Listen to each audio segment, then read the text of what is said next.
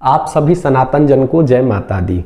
आइए आज जानते हैं नवरात्रि के 9वें दिन की संपूर्ण पूजा विधि हवन के साथ में क्या है, साथ में पूजा का शुभ मुहूर्त क्या है और किस देवी की पूजा करें 9वें नवरात्रि में, साथ में जो कंजका का पूजन होता है उसकी संपूर्ण विधि क्या है जिससे माता रानी की कृपा हमारे परिवार पर बनी रहे और साथ में संपूर्ण कंजका पूजन का फल हमको प्राप्त होवे। तो देर ना करते हुए सीधे चलते हैं पंचांग की ओर। पंचांग क्या कहता है? 17 अप्रैल 2024 यानी कि 9वें नवरात्रि के दिन जो पूजा का शुभ मुहूर्त है वह अमृत और लाभ की चौघड़िया में सुबह सुबह है, जिसका समय है सुबह 5:55 से सुबह 9:08 तक। इसके बाद में आपको पूजा नहीं करनी है क्योंकि काल की चौघड़िया लग जाएगी जो कि पूजा को फल को निष्फल करती है। इसके बाद में पूजा का शुभ मुहूर्त है सुबह 10:44 से दोपहर 12:21 तक आप पूजा कर सकते हैं और इसके बाद भी पूजा नहीं करनी है क्योंकि राहु काल लग जाएगा जो कि पूजा के फल को निष्फल कर देता है। अब आते हैं किस देवी की पूजा करनी है 9वें नवरात्रि में, तो उनका नाम है माँ सिद्धिदात्री। बोलिए सिद्धिदात्री मैया की जय। अब आइए सीधे चलते हैं पूजन विधि की ओर। आसन बिछाना है, बैठ जाना है, अपने ऊपर गंगा जल छिड़क के खुद को पवित्र करना है। फिर इसके बाद में सिद्धिदात्री मैया का ध्यान लगाना है और बोलना है, हे माता हमारी बुद्धि को पवित्र कर दो, हमारे मन को पवित्र कर दो, हमारे चित्त रूपी सिंहासन पर आकर के विराजमान हो जाओ माता, आपके चरणों में बारंबार प्रणाम है। फिर इसके बाद में मैया को स्नान करवाना है, हल्के गंगा जल के छींटे देने हैं। फिर मोली तोड़ करके मैया को वस्त्र अर्पित करना है। फिर इसके बाद में मैया को विशेष प्रिय चंदन है, उसका नाम है हल्दी। हल्दी का मैया को अर्पित करना है टीका। फिर इसके बाद में मैया को विशेष प्रिय माला है कमल के फूल की। यदि माला ना हो पाए तो एक कमल का फूल लेना और मैया के चरणों में अर्पित कर देना। फिर इसके बाद में दीपक जलाना है, हाथ में जल लेना है और हाथ धो लेने हैं। फिर इसके बाद में मैया को विशेष प्रिय प्रसाद है सफ़ेद तिल की मिठाई। यदि मिठाई ना हो पाए तो जैसे तिलकुटा बनाते हैं ना, उस तरीके से बना करके मैया को प्रसाद अर्पित करना है। फिर हाथ में जल लेना है और हाथ धो लेने हैं। अब इसके बाद में मैया को विशेष प्रिय जो फल है उसका नाम है श्रीफल यानी कि नारियल। नारियल मैया को अर्पित करना है। फिर इसके बाद में संकल्प करना है क्योंकि बिगर संकल्प के संपूर्ण नवरात्रि का फल निष्फल हो जाएगा। तो हाथ में जल लेना है और बोलना है, हे सिद्धिदात्री माता आज ये वार है, ये तिथि है मैया, ये क्षेत्र है, ये मेरे घर का नंबर है, ये मेरा नाम है और ये मेरा गोत्र है। सिद्धिदात्री माता आपकी कृपा से 9 नवरात्रि बहुत ही सुंदर तरीके से हुए हैं। बहुत सुंदर पाठ, बहुत सुंदर पूजा और बहुत सुंदर ही व्रत हुआ है।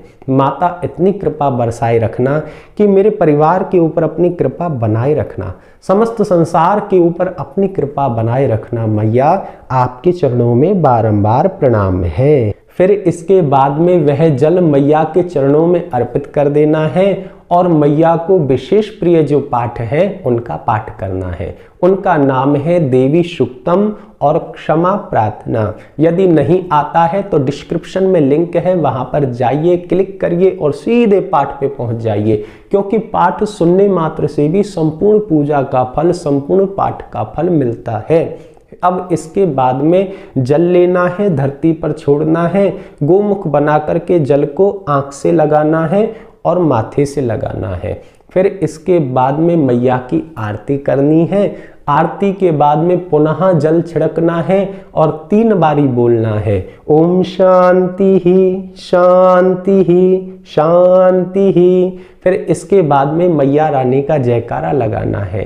बोलिए सिद्धिदात्री मैया की जय। जय माँ दुर्गा, जय माँ भवानी। फिर इसके बाद में यदि आपको हवन करना है तो उसकी छोटी सी विधि है। काले तिल लेने हैं, इंद्र जौ लेने हैं, पंचमेवा लेनी है, घी लेना है और साथ में लेना है भूरा जो गुड़ वाला होता है, ब्राउन वाला। इनको मिक्स करना है और 108 आहुति देनी है नवार्ण मंत्र से। यदि आपको नहीं आता है या बोलने में कोई दिक्कत होती है तो उसका भी डिस्क्रिप्शन में लिंक है 108 की संख्या में, वहां पे जाइए और इस मंत्र को भी सुनिए। अब इसके बाद में धरती पे जल छोड़ना है और फिर आंख से और माथे से लगाना है। इसके बाद में कलश को हिलाना है मैया का नाम लेके, फिर जो नारियल है कलश के ऊपर वह लेना है और मैया के चरणों में समर्पित करना है और कहना है, जौ लेकर के हाथ में, जो जौ उगाए थे ना उनको हाथ में लेना है और कहना है, हे माता, ये समस्त पूजा और पाठ और व्रत का फल हम आपके चरणों में समर्पित करते हैं।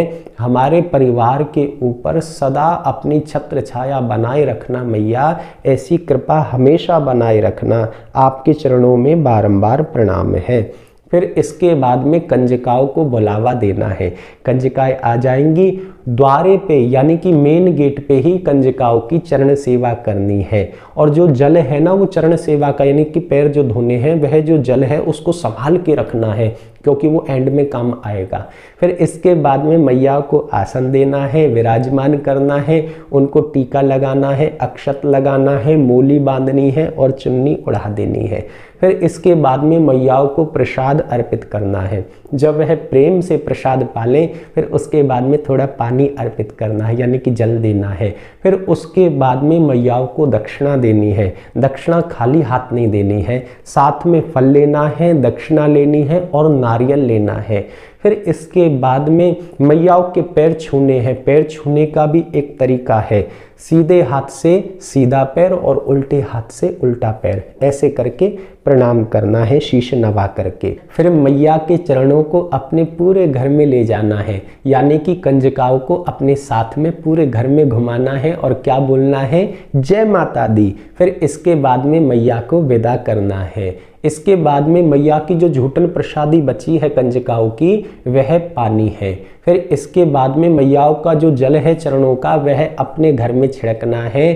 फिर कलश का जल अपने घर में छिड़कना है और जो खेत्री है यानी जौ उगाए हैं उनको फेंकना नहीं है, उनका तो जूस बना करके पी लेना है क्योंकि औषधीय गुण है। और जो सामग्री है ना हवन की, पूजा की, यह एक गमले में डाल करके गुड़हल का या तुलसी का पौधा लगा देना है। और इसके बाद में भैया सुंदर कीर्तन करना है। आप सभी मेरे साथ में बोलो जय माता दी। वीडियो अच्छी लगी हो तो लाइक करें, चैनल को सब्सक्राइब करें और अपने बंधुगणों के साथ में इसे शेयर करें। जय माँ दुर्गा, जय माँ भवानी।